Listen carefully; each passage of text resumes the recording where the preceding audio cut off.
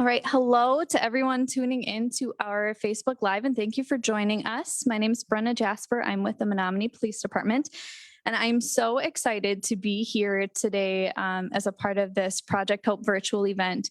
This is really the first time we have talked about Project Hope in a really expanded kind of forum and talking about all the exciting efforts that we've been working on currently and that we are going to continue to work on in the future. So again, thank you for joining us. Thank you for your support to this point.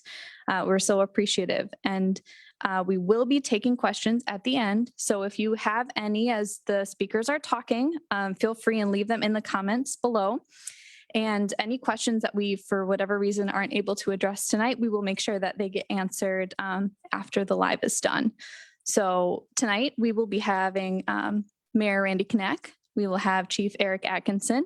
We will have Detective Lieutenant Matt Benrud, and both of our YSOs, our youth service officers, Mallory Zasenhaus and Matt Harmon, presenting on Project Hope. So thank you so much. And with that, I will turn it over to Mr. Mayor.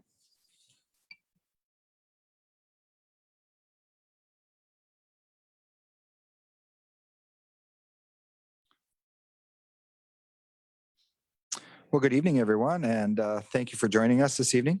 I'm Mayor Randy Knack, and being the mayor of Menominee has been a lot of fun the last few years, and I take privilege in having the opportunity to be able to make a difference in our city. And I guess getting right down to the brass tacks of it, I've known people that have gotten into methamphetamines and the like, and what a devastation it does to families and friends and neighbors and relatives, and it's just horrific on our community.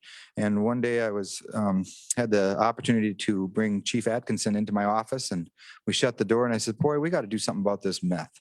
This meth is really serious, and it affects people in such a wide range of ways that it's incomprehensible by most people in the community. And sitting from the mayor's seat, I see it even more so, and what a problem it is for everybody involved.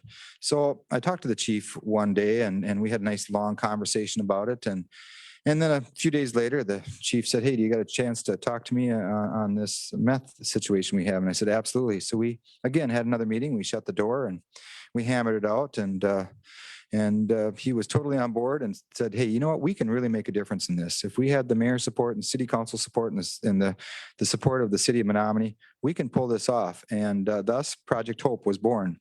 Project Hope is a program that uses, it uses a lot of, I don't know how I should say it, new ways of dealing with the problem. The ways that we used to deal with it was, throw the kids in jail, throw the parents in jail, lock them up, and so forth. Now we have things in place like diversion courts and ways to help the people rather than just pin them down and hold them to the ground kind of thing. So we came up with Project Hope, and it's an evidence-based program. Recently, we came up with a proclamation of support for Project Hope, and I can read that proclamation. It kind of gives an overview or a summary of some of the details in Project Hope. So, proclamation of Project Hope. Whereas the methamphetamine and opiate crisis has risen to epidemic proportions nationwide and in Dunn County, and whereas child abuse and neglect reports have increased substantially in recent years, leading to a large spike in out-of-home child placement costs. And whereas in 4 years, more than 800 children in Menominee were referred for criminal violations, including for drugs and violence. And whereas, according to the U.S. Department of Justice 2017 National Drug Threat Assessment Report, 897,000 people 12 years and older currently use methamphetamine nationally. And whereas Project Hope is a program employing evidence-based strategies used to reduce methamphetamine opiate addictions and their ancillary crimes. Be resolved that the city of Menominee recognizes the urgent need to address and abate the methamphetamine and opiate addiction for all the overall health and safety of the community and its citizens, and thusly supports Project Hope and its endeavors to do so. This includes providing limited funding for program development and possible positions to support the program. We encourage all citizens to remember there is always hope. Thus, Project Hope is off the ground and running. And I'm so proud of our chief and his staff to support the program. Menominee is just such a beautiful community, and whatever we can do for our youth and our community members, we need to strive to make that effort. So I'm hoping that Project Hope will be a true success, and a success story not only for Menominee, but also a success story for possible other regions within our state of Wisconsin and possibly nationally. So I give the chief a lot of credit and his staff credit for moving this forward. City Council is supporting it. I know there's residents in Menominee that support it. So with that, I thank you for having the opportunity to put this together tonight, and I will turn it over to Chief Atkinson.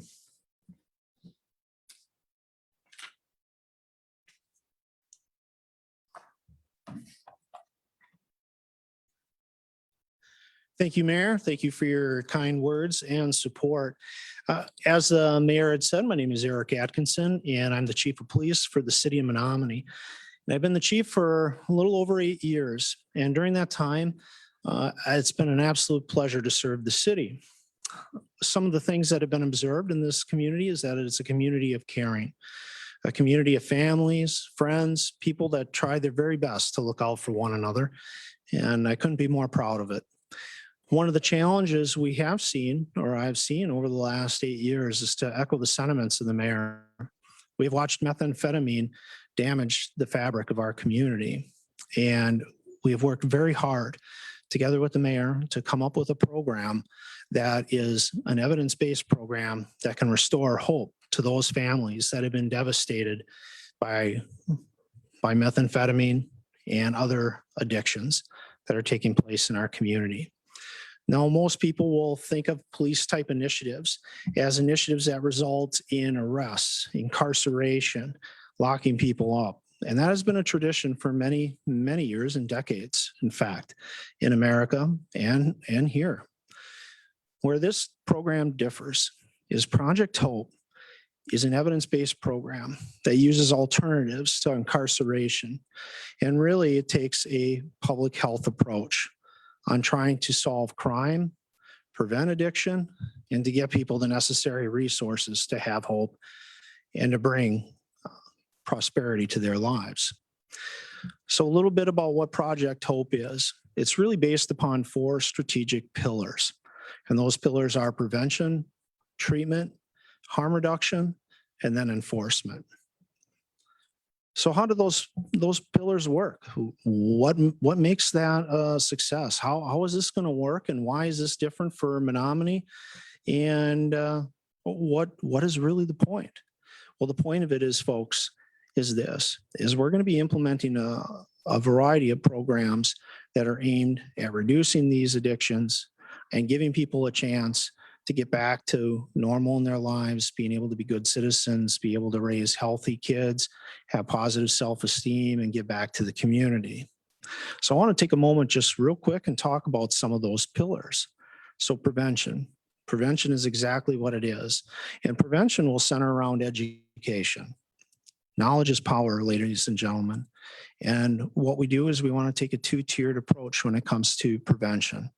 We're taking a prevention approach both with our children, which is a part of our phase 1 of Project Hope, which you'll learn more about tonight. And that prevention is about providing our children education tools that they can use to make good decisions as to how to build self-esteem, how to be aware of addictions, what kind of resources are out there for them, and how to make good decisions and alert people and trusted adults when there are problems. And as far as adults, when it comes to prevention, we're looking to try to educate our families and friends as to some of the dangers of drugs and drug addiction, as well as resources that are available to them to know what kind of signs and symptoms to be able to look out for. Prevention is the key if we can avoid having to deal with the addiction issues by just giving people the necessary tools to be able to make good decisions. We can prevent a tremendous amount of decay in quality of life, as well as preventing future crime. The second pillar, treatment. Treatment is absolutely key in this program. One of the things that law enforcement and frankly American society has done is dealt with drug addiction, substance use addictions as a way of putting them in jail. That's how we're going to solve the problem. Incarceration. Ladies and gentlemen, I can tell you firsthand as a police officer, that just hasn't worked. I'm not saying that there aren't people that don't need to go to jail. People who traffic drugs and are selling them to our children and our families, absolutely.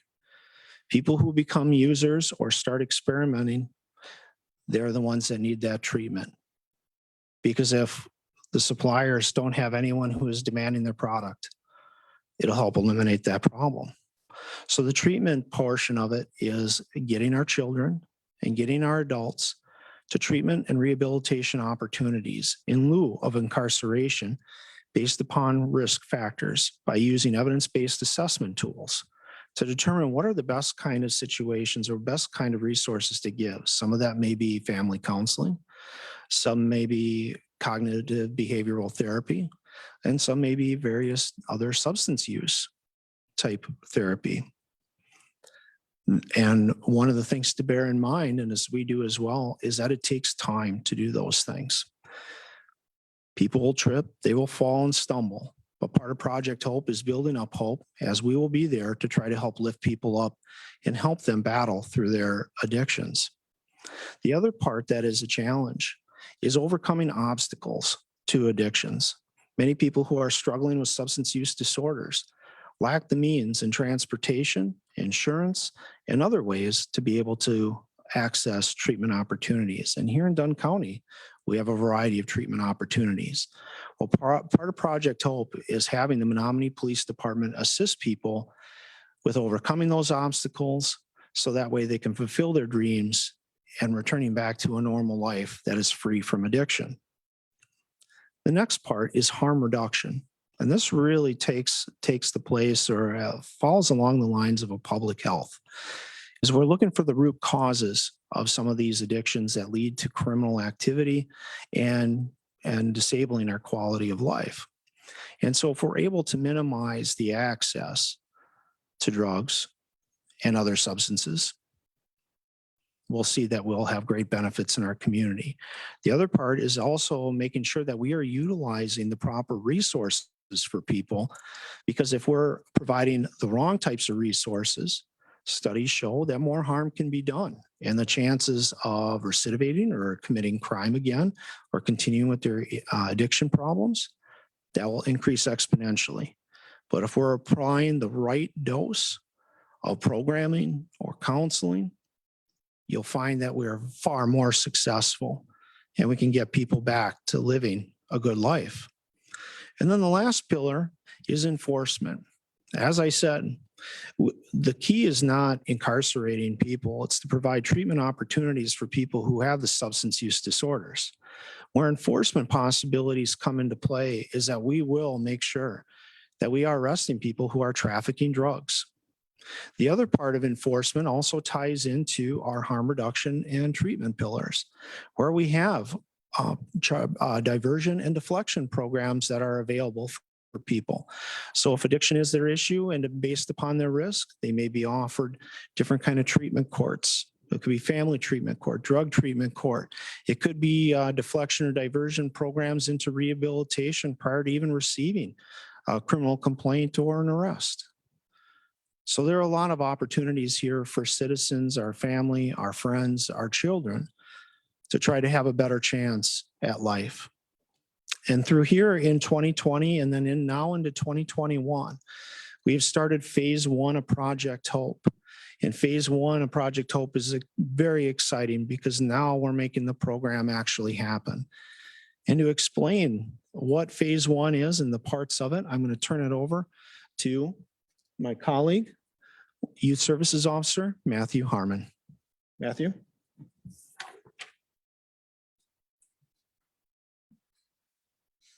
Hello all.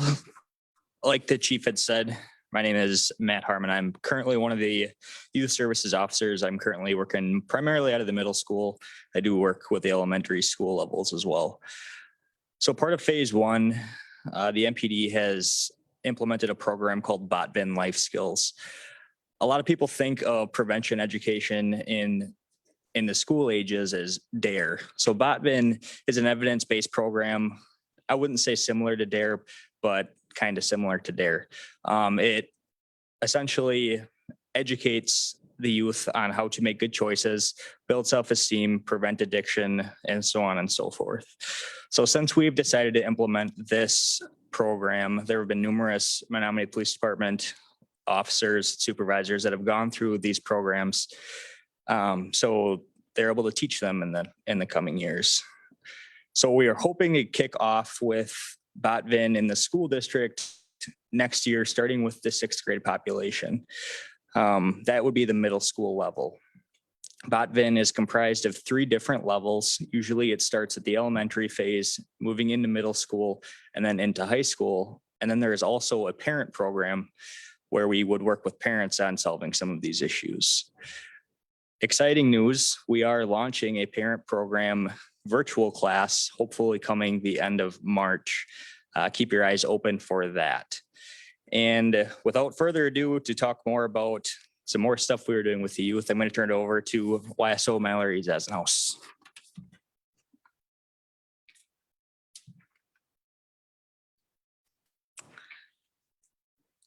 Hi, so I am Mallory Zasenhaus. I am the school or youth service officer, primarily at the high school, and also work with other elementary schools.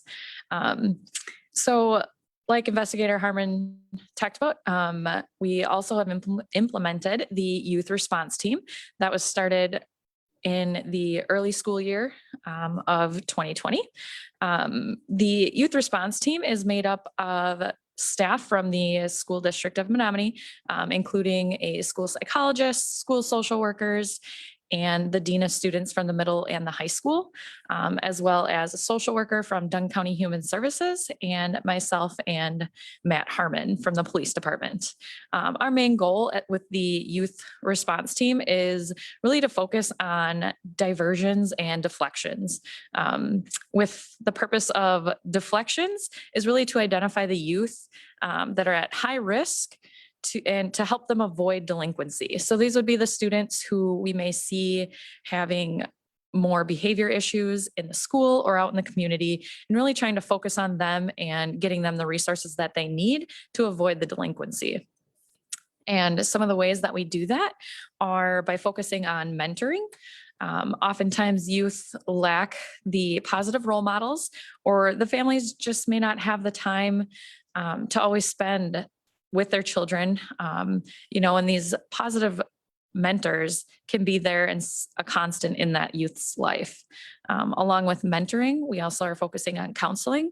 A lot of our youth have experienced trauma in their life, whether that's being exposed to addiction, poverty, or mental illness. The counseling helps them to process those things that are going on in their lives, and really give them the tools to navigate their future. So that's part of the deflection, really helping them to avoid the delinquency prior to them getting there. And along with deflection, we also work on the diversion strategies. So our youth response team, if a youth has committed a crime or a delinquent act, we develop ways to divert the youth out of the criminal justice system, trying to give them that second chance and minimizing the chance of them reoffending. This is done through evidence-based assessments to determine the best appropriate or the most appropriate course of action.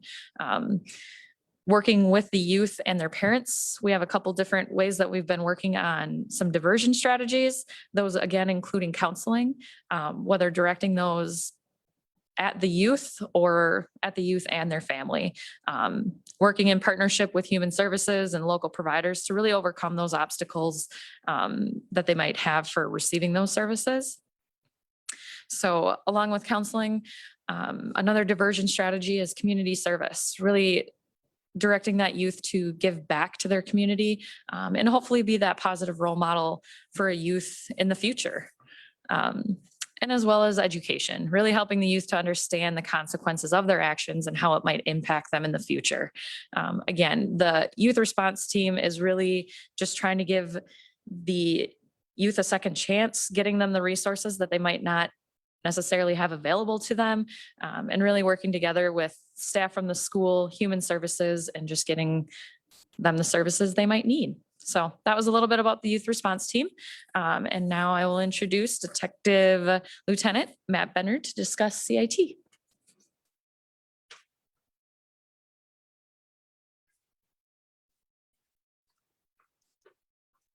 Good evening, everyone. I'm Lieutenant Matt Benrud with Menominee Police Department, and I'm going to talk to you a little bit about CIT. CIT has become a really important tool for law enforcement in general, but maybe you're wondering what CIT is. CIT stands for Crisis Intervention Team. It's a program that we've been training our officers at the Menominee Police Department for the last few years. We use it to assist people that are having a mental health crisis or while dealing with a crisis that is a result of an addiction disorder. The basic concept of CIT is the use of de-escalation techniques and also teaching our officers to become more empathetic when dealing with people in a crisis. We began our CIT program in about 2017. The reason that we started the CIT program was because we were seeing a rise in mental health calls. Many of those calls were because of some sort of addiction disorder, but also with the rise in that, our services were starting to dwindle because our resources were going down. The call volume was going up and the number of officers we had were staying the same.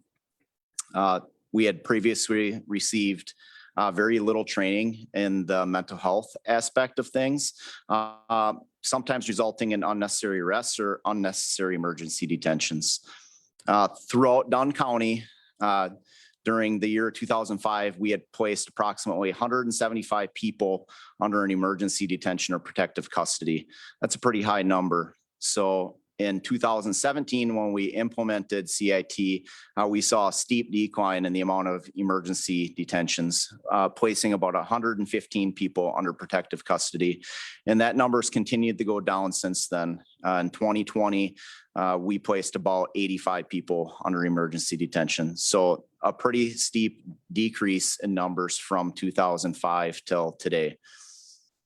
So many times police officers are the first ones on scene, simply just because we're first responders. And because of this, we need to make sure that our officers have knowledge on mental health illnesses as well as addiction disorders. The use of CIT techniques has shown to reduce injuries in officers and civilians alike when involved in some sort of active crisis. Reductions in injuries can be up to 80%, which is a pretty drastic decrease in injuries. Not only does CIT reduce injuries, but CIT also reduces the burden on our criminal justice system. And that's ultimately the goal. So our officers have seen firsthand that CIT works. These types of calls generally require more time and dedication from our officers, but the end results are far superior to what they were 15 years ago. The calls are some of the more complex calls that our patrol officers handle, and they can take several hours to complete. Finding alternative options other than emergency detention or arrest.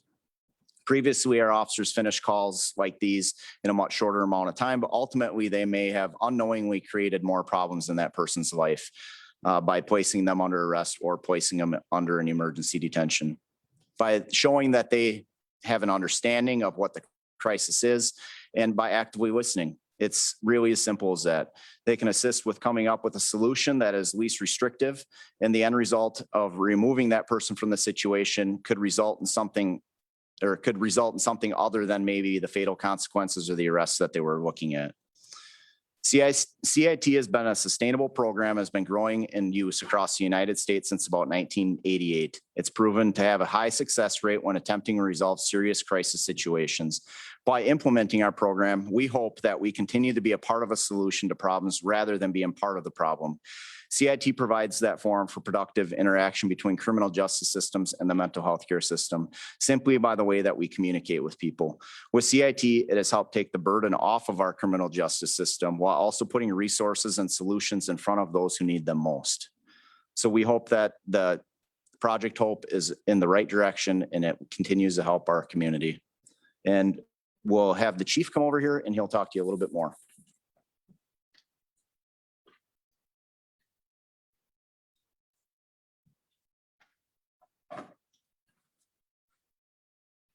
Thank you, Lieutenant. Appreciate your insight on the CIT.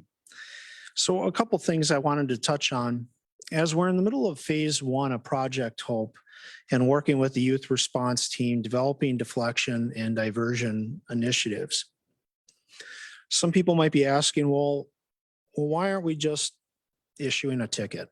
Or why aren't we just referring them to the juvenile justice system? Those are certainly options. However, those options are not always appropriate.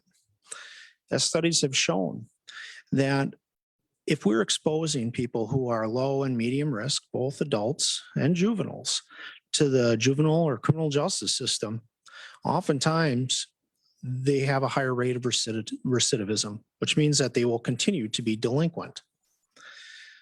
So the idea and the study and the research behind this is if we can create these alternatives, those low and medium risk people will have a greater chance of being successful.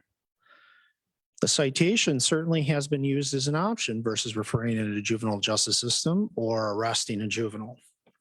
The challenge when it comes to issuing a fine or forfeiture or a ticket, as many people would call it, is that oftentimes it doesn't get to the root of the problem.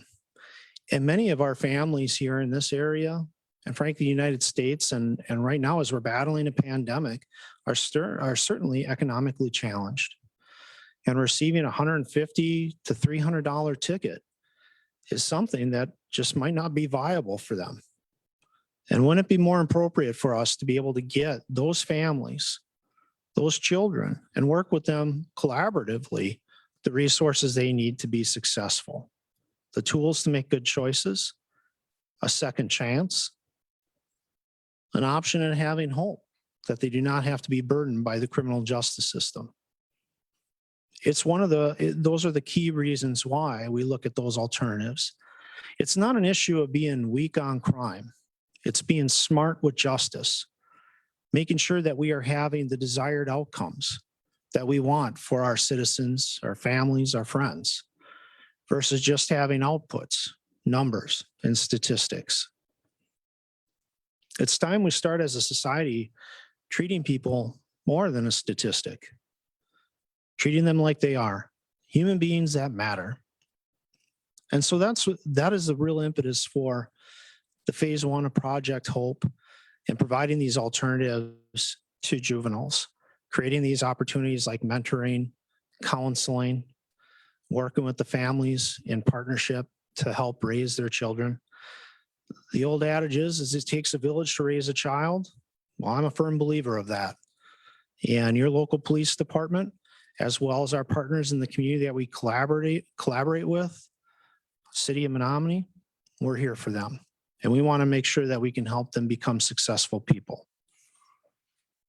So phase one, we're in full process of that at the moment. So we're going to be moving towards phase two here this summertime, as well as into next year. Be asking, well, what is really phase two comprised of? Phase two is really focusing on our adult population that are battling substance use disorders and engaging in activities that are quite harmful to themselves and others. Part of phase two does incorporate the crisis intervention team that Lieutenant Benrud was speaking about. Crisis intervention is an evidence-based program that allows us to be able to have better outcomes for people by being able to improve our communication. It is a sound de-escalation technique that has proven results and has been proven to work here in our community. Another program that is looking at starting is called a quick response team. Quick response teams cropped up on the East Coast and in the eastern part of the middle part of the United States. And they were there to address mainly the opioid addiction. However, it also works for methamphetamine and other substance use disorders. And as our community has been ravaged by methamphetamine, as well as unfortunately suffering from overdoses and overdose-related deaths, we're a great area to implement this type of program. Essentially what a quick response team is it's made up of an officer, a medical professional, as well as a counselor, psychologist, or social worker person. And essentially, you go and you do an intervention with people that we know are either addicted to controlled substances or have already had an experience with an overdose. And it's not an intervention to go and arrest someone. It's an intervention to try to save somebody. It's to offer them treatment, rehabilitation, a way out, to try to show our community cares. We all care, and that they're not alone, and there is a way out, and that they can have hope. And if those individuals decide that they want to take us up on that intervention and receive treatment, we'll bring them to treatment. We'll help set them up with resources to be able to get there, to be able to help pay for it, be able to basically experience what it's like to be addiction free and not have substance use disorder take control of their lives. It gives them hope to be able to have a job, a house, relationships that are not caustic. These programs that have been implemented on the East Coast and now throughout the United States have been proven to work. And they can work here too for us. It's just a matter of changing the way our thinking and creating a culture of rehabilitation. And I know that we can do that here as well. Given what I've seen through the first 8+ years I've been here, I've seen a community that cares about each other, a community that wants to pick each other up when they're down. And this program fits right in with the fabric of our community. Another program, it's called Angels of Menominee. The Angels of Menominee is essentially a way for people who are battling substance use disorders, if they want to get treatment, turn in their drug supplies, paraphernalia, and other things, they can contact us at the police department.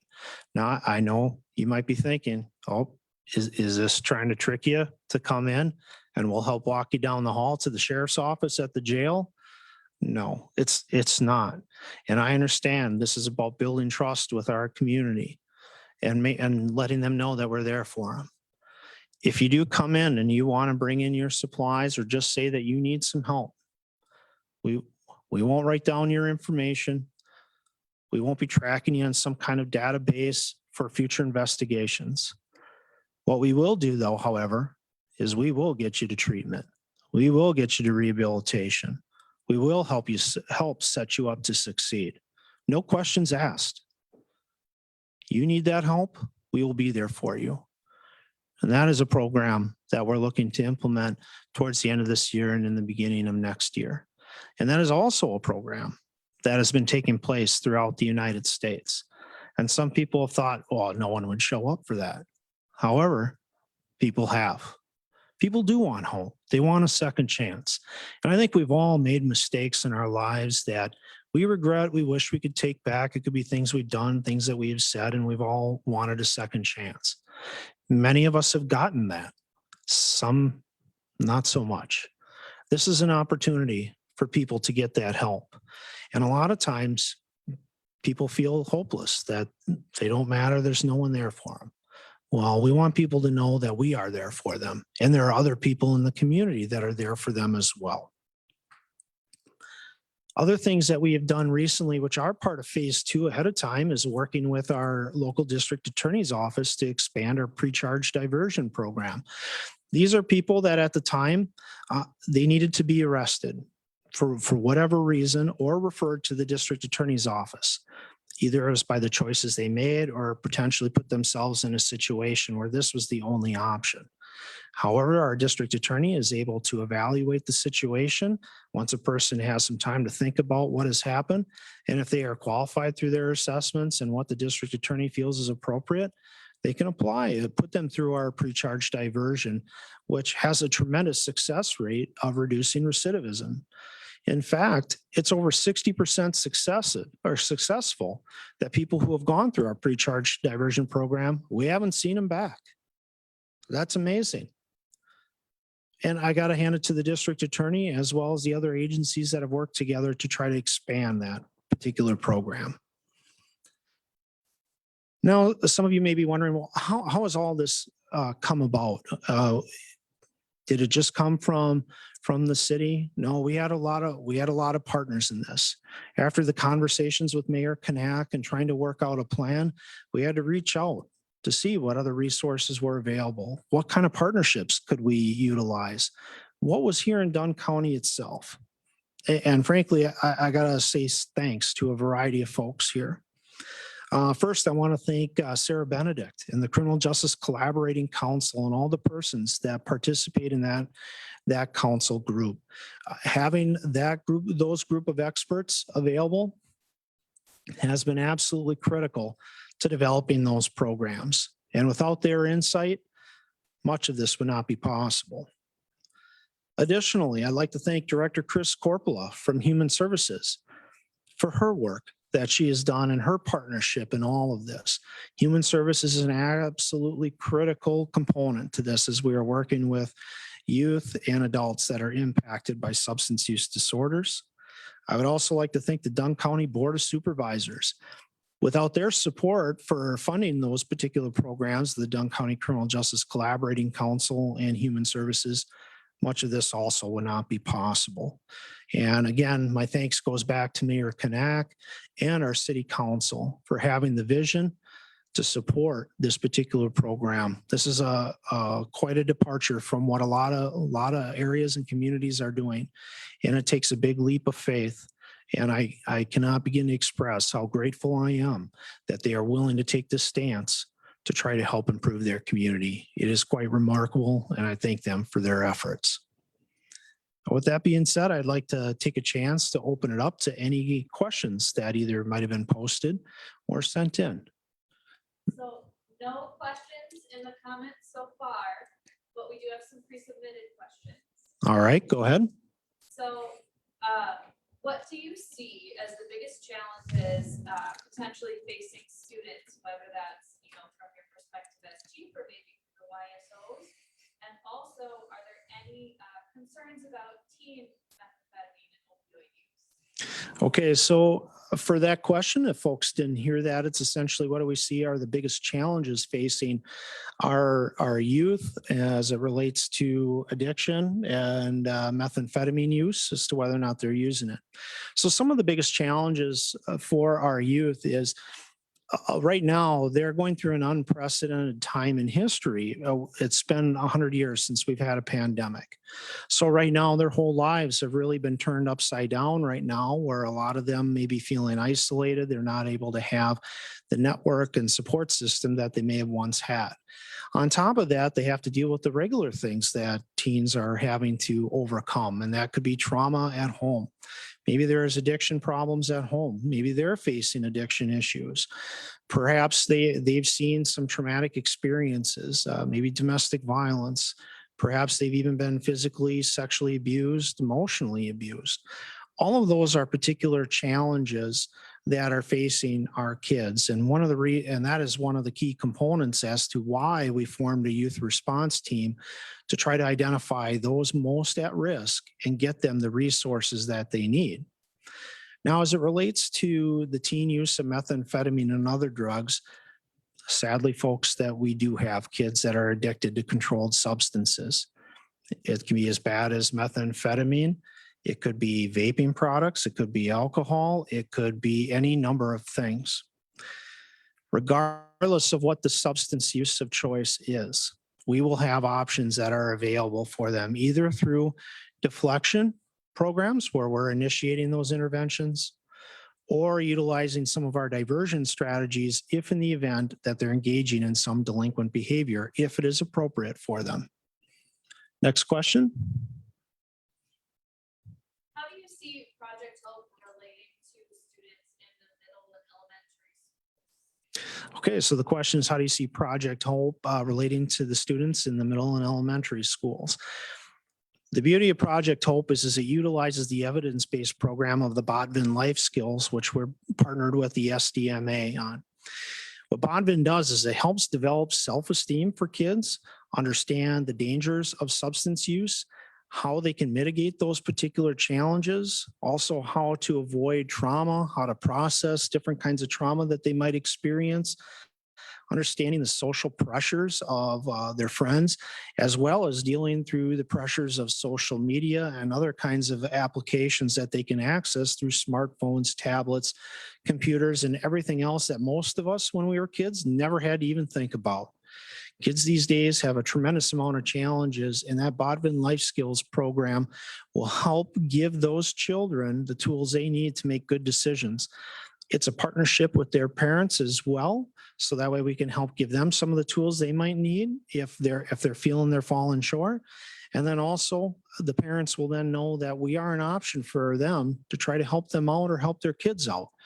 And it's not there as a method of punishment, it's there to help develop them. Again, it's the village helping raise the child, and we're happy to be there and build trust with our community.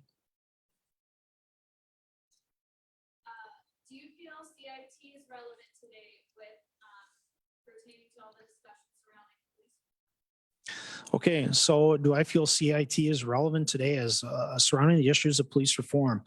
Without question, it is absolutely relevant. Really, a lot of the police reform will center around terms you might hear of like social justice or procedural justice, which is really making sure that we have fair and equitable outcomes for everybody and treating people with dignity and respect and making sure that we are doing the right things for the right reasons. CIT, crisis intervention, is really a key component of that because it works with individuals who are experiencing crisis. And instead of previous traditional methods where police are oftentimes called to those situations and you hurry up and get there and you get the person placed in maybe protective custody, this slows it down. Because a lot of times in previous strategies where you're hurrying up and getting there, it's rushing the situation. We have to remember the person is under a tremendous amount of duress. They're in a mental health crisis at the moment, and shouting, barking orders and creating a hurried situation is not always conducive to a peaceful outcome. Crisis intervention is a great communication tool which slows it down, allows the person who's in crisis to process what has happened. It also gives the officer time to understand what is exactly happening with the person to try to create some kind of a strategy to mitigate the situation and ensure that we have a peaceful outcome that allows a person to get the kind of help they need. So crisis intervention absolutely plays a critical role in police reform and ensuring that we have proper justice and great outcomes for all involved. Have you noticed any recent trends such as what drug types are being used? Talking about methamphetamine and opioid use, but how has that changed over the years that we've seen? Drug use tends to ebb and flow in the type of drugs. Unfortunately, methamphetamine has gripped this region for the better part of 2 to 3 decades. It's slightly changed over the years as to how it's occurred. Quite oftentimes in the early part of the 2000s, you saw, and 90s, you saw methamphetamine labs. And those who were around at that time would hear about these apartments, trailers, homes, sheds blowing up because of the volatile materials, people stealing anhydrous ammonia, getting pseudoephedrine and other products like that to make methamphetamine and then distribute it. And they did. And it created a ton of addiction issues.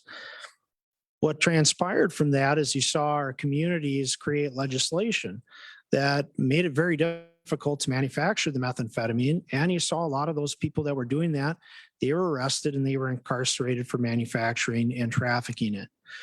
Unfortunately, during that time, a lot of them had children or were raised in that environment of addiction and substance use. And then these people also who were arrested, they get out of jail. So although we had a time where we saw methamphetamine subside slightly in this area due to the legislation and incarceration, it has come back full force.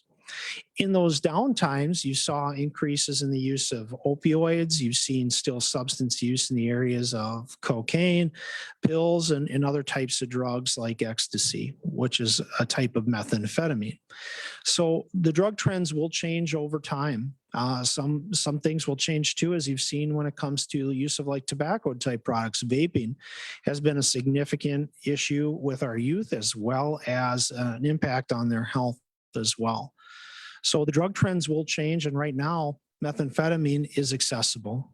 It is cheap, it's accessible, and people are using it in our area. And that is really driving a tremendous amount of our crime is related to methamphetamine addiction. Therefore, if we can target methamphetamine addiction as well as opioid addiction and other substance use disorders, it'll help minimize the crimes that they commit while they're under their influence or to get money to continue with their addiction. Is Project Hope being weak on crime? Yeah, that is a concern, and I touched briefly on that. The question is Project Hope being weak on crime?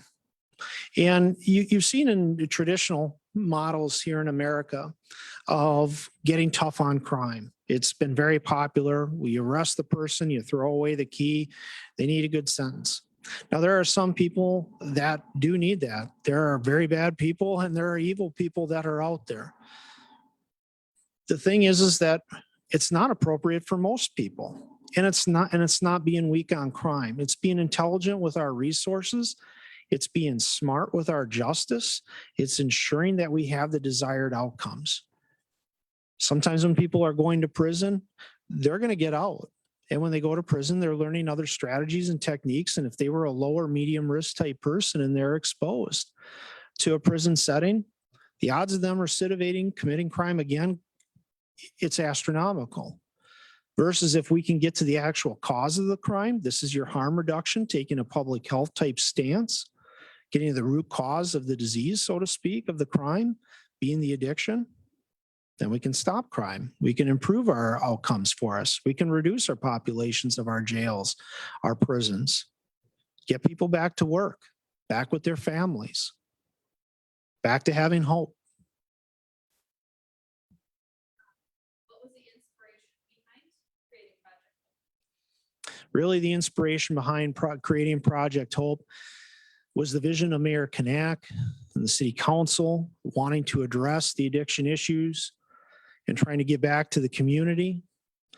It was a perfect time because you're starting to see how law enforcement and the criminal justice system, correctional institutions are changing their approaches. Now there's the science to back it up. And right now, with the science and the evidence showing that these programs work, we can help make the mayor's vision become a reality and provide hope to our community and allay the substance use that is taking place and destroying our families. All right. I am told that concludes our questions. I would like to welcome back up to the dais here, Mayor Randy Knack. And I'd like to thank you very much for your time.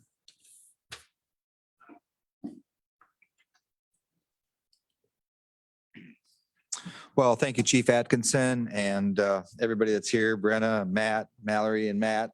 You guys, you're really the force behind this. We can only do so much, from a community standpoint, community members and mayors and city council, and we represent the community. And it's really a pleasure to be working with a group of individuals that really cares about Menominee and is really adapted community service orientation. In fact, we call it community-based policing, and it's a friendlier approach to getting a better result in the end. And so I appreciate that very much. I had an experience about 1998, I believe it was, with a friend of mine that had gotten into methamphetamine, and I flew off and brought him back to Menominee, and it took many, many years and quite a long time of rehabilitation to bring him back to real life. And he turned out to be successful and is doing well in life now. So it is possible. But I see, the community from a standpoint from the mayor's office is how serious this really is. I know people that are into it. I have customers that their friends or their families or their neighbors or themselves sometimes have gotten into methamphetamine. And meth is it's the devil drug. It just grabs onto you and won't let you go. And without help and without support, I think it's almost impossible for anybody to get away from meth. So with that, I really truly support this program, Project Hope, and I appreciate all the efforts being made for a better community, for a better tomorrow, for our families, friends, relatives. This is what it's all about. It's about being together, working together as Americans, putting aside our differences and making a difference in our community. So with that, I appreciate everybody's effort on Project Hope. I appreciate the chief, going over the top to make this thing happen. You know, some people, when you lay a project on them, they say, yeah, well, good idea, but it can't be done. This was hey, that might be an idea that could work and we can get it done. And for that, I appreciate it. So Brenna, I'll turn it back over to you. Thank you. I'm going to end the live stream now, but for anyone with any last questions, just feel free to leave them in the comments or send us a direct message. Thank you, everybody.